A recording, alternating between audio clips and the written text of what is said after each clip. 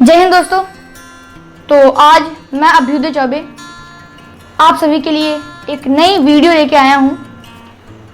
इस वीडियो में आप कह सकते हैं ये एक स्ट्रेंज स्टोरी है। दरअसल ये बात है द्वितीय विश्व युद्ध की। जैसे कि आप सभी ने थंबनेल में देखा ही होगा कि एक भालू एक ट्रेंच में बैठा हुआ है। तो इस भालू का नाम था वोटेक। तो चलिए अब इसकी कहानी शुरू करते हैं।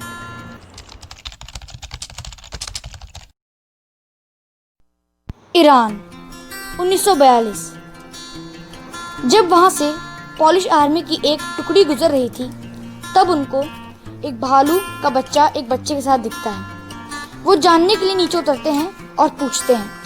तब वह बच्चा बताता है कि इसकी माँ को शिकारियों ने मार दिया है और अब ये अकेला बचा हुआ है। उसके बाद जो सिपाही होते हैं उनको बहुत बुरा लगता है और वह उस बच्चे को कुछ खाने के बदले उससे वह भालू का बच्चा ले लेते हैं और अपने कैंप ले जाते हैं। उस वक्त वह बहुत छोटा था और साथ ही में कमज़ोर था, मगर सैनिकों ने भी उसे बिल्कुल माँ बाप की तरह पाला और उसने भी उन पर भरोसा किया। वो उसको बोतल में दूध पिलाते थे और वो भी पीता भी था। और यहाँ तक कि वो इतना ढल गया उनके साथ कि रात में उन्हीं के साथ खाना खाता और उसके बाद उन्हीं के साथ उनके टेंट में सो जाता। और ये सब बातें 93 साल के एक पोलिश सिपाही वोर्चिस नरेबस्की ने बीबीसी को अपने इंटरव्यू के दौरान बताई थी, क्योंकि दरअसल उन्होंने विश्व युद्ध 2 के दौरान उस भालू के साथ 3 साल बिताए थे और वह उसको बहुत अच्छे से जानते भी थे। वोटेक का नाम एक वोइसीय शब्द से लिया गया है और जिसका मतलब होता है खुशहाल।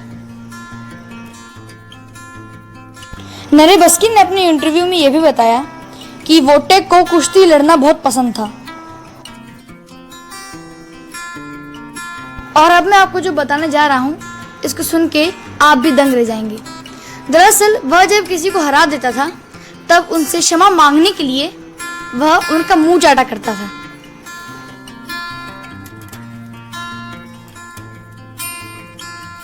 उसको बचपन से ही फौजी माहौल में पाला गया था, इसलिए उसको सलाम करना भी आता था और उसके साथी जो भी करते थे वो उनको दोहराता भी था। और आश्चर्य की बात तो ये है कि स्वाभाविक रूप से खूंखार होने के बावजूद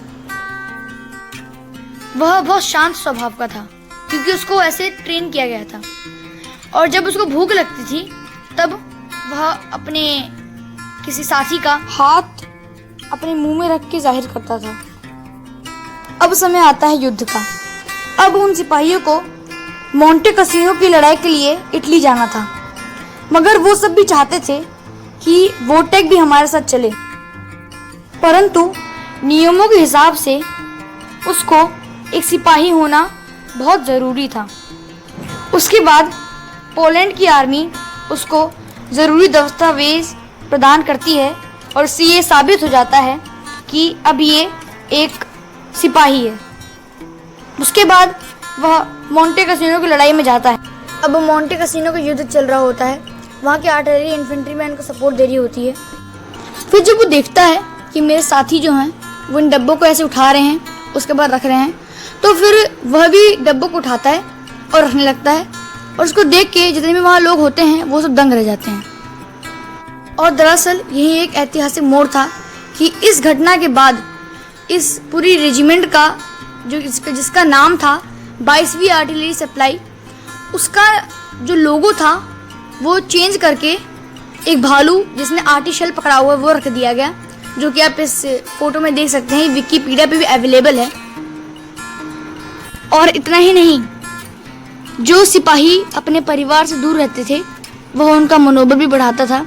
और नरेबस्की तो ये भी कहते हैं कि जब हम कोई भी क्रेट उठा रहे होते थे तब वो देखते ही आके हमसे वो क्रेट लेके रखने लगता था, चाहे वो ट्रक से कैनन तक हो, कैनन से ट्रक तक हो। नरेबस्की ने आखिर बार वोटेक को अप्रैल 1945 बोलोगेला की लड़ाई से पहले देखा था।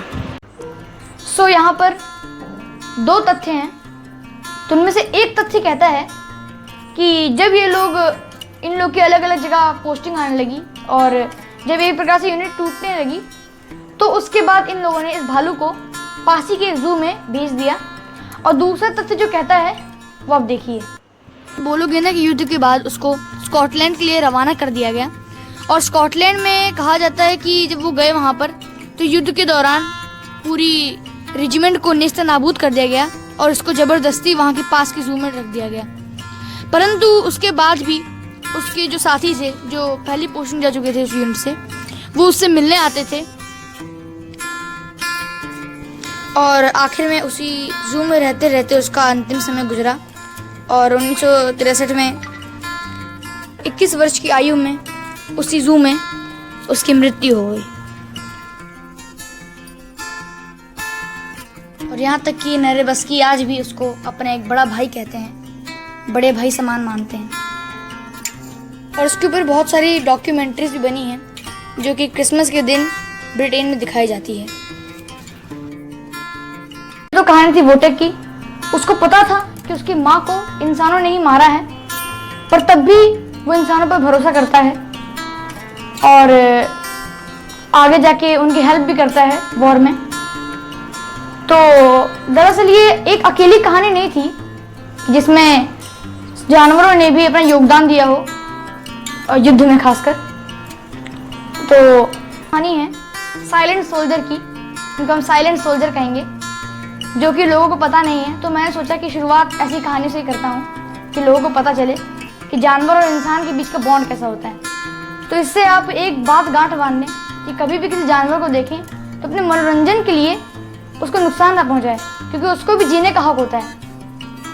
और अपने फ़ायदे के लिए, क्योंकि आज भी जो पोचिंग की घटनाएं हो रही हैं वो बहुत बढ़ रही हैं, उसके खिलाफ जो सरकार अपने एक्शन तो ले रही है, मगर हमारे भी फ़र्ज़ बनता है कि नॉर्मल जब जानवरों को देखते हैं, जैसे कि सांपों को देखते हैं लोग मार देते हैं, तो वो नहीं करना चाहिए। वैसे मैं टॉपिक से ज़्यादा बाहर निकल रहा हूँ, नहीं जाना चाहिए। तो अब वीडियो को यहीं पे समाप्त करते हैं।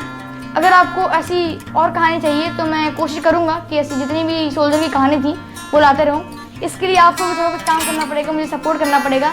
लाइक कर देना इंकरेज करने के लिए, सब्सक्राइब कर देना ताकि मेरे जितने भी वीडियो होंगे फ्यूचर में आप सभी को सबसे पहले मिलेगी बेल आइकन दबाने की वजह से। धन्यवाद। भारत माता की जय। जय हिंद। धन्यवाद।